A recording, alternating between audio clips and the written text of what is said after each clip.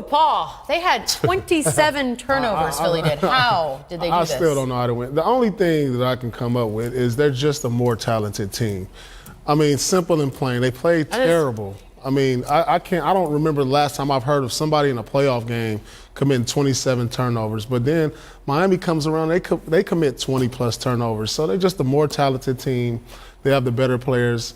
And, you know, Miami's lack of a guy, a superstar, who they can count on night in, night out, that's what's really hurting them. You know, unfortunately for them, Dwayne Wade has played spectacular. Yeah. He won one game for them, and he almost won a game tonight.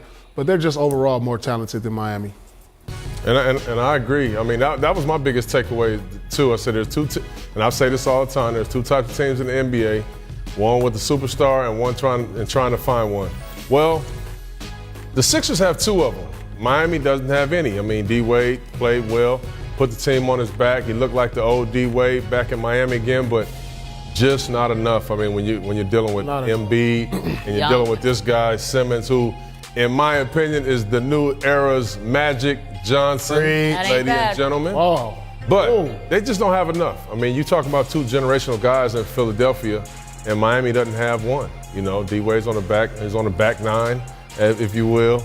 And if you will. They gave him all he had.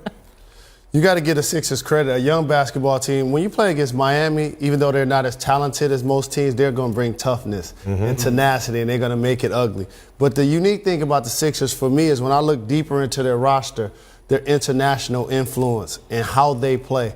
A lot of dribble handoffs, a lot of drive and kick, a lot of cuts without the basketball. They have two American-born players amongst their most productive in J.J. Redick and Covington.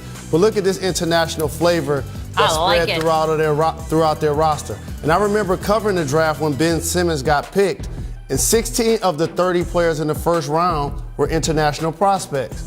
That's the most since 1973. So the game has changed. You see with Mirotic and the Pelicans, you've seen Bogdanovich with the Pacers, and the Sixers are a team that really embodies that. You know, one thing I really came away with from watching this game is the Sixers' lack of a go-to guy down the stretch. Now, Ben Simmons late in the game. Sixers. Yeah, a go-to guy. And what I mean by that, a guy who can create his own shot. Now, Ben Simmons down the stretch, he got a wide open dunk down the middle. I mean, that's under a minute. That's not going to happen as they go later down the road of this playoff path they're going. And you're not going to see J.J. Redick get a wide open corner shot. I think they got a guy they can go to, Paul. Well, so when I was watching, they went to him late. He went baseline, got stuck, ended up turning it over. So, you know, every great team, they're young, but they need that guy who can create his own shot off the dribble, because if you just throw it down to him in a post, you could trap and get the ball out of his hands.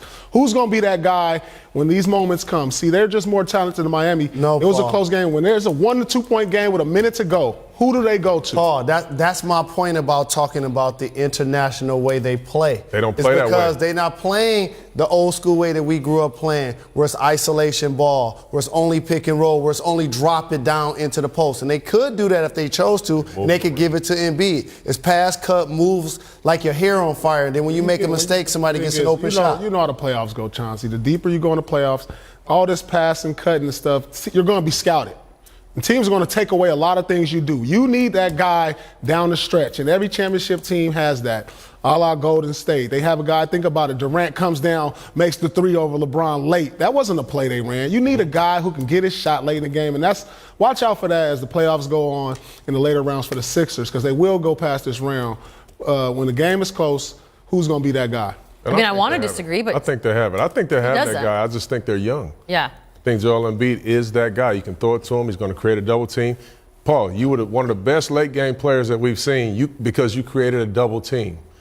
Joel Embiid can go create a double team, and you surround him with all those shooters. Right. Ben Simmons, a playmaker. Well, I would like to see them use that a lot more down the stretch, because we didn't see that tonight. Fortunate enough for them, Ben Simmons get the wide open dunk, JJ get the wide open shot. So let's see, as the defense gets better, if he's going to be that guy. I always say that players nowadays are in better shape than ever. So I consider we worked out, these guys trained. Paul, in our era, well, you just finished playing a couple of years. It was more about running a play. These guys are running actions. Oh, yeah. And so what ends up happening, it forces somebody to make a mistake. That's what happened right there with Ben Simmons. That's what caused him to get the layup, because nobody wanted to come in off the shooters. Well, Game 5 is Tuesday in that one. Pay attention to all of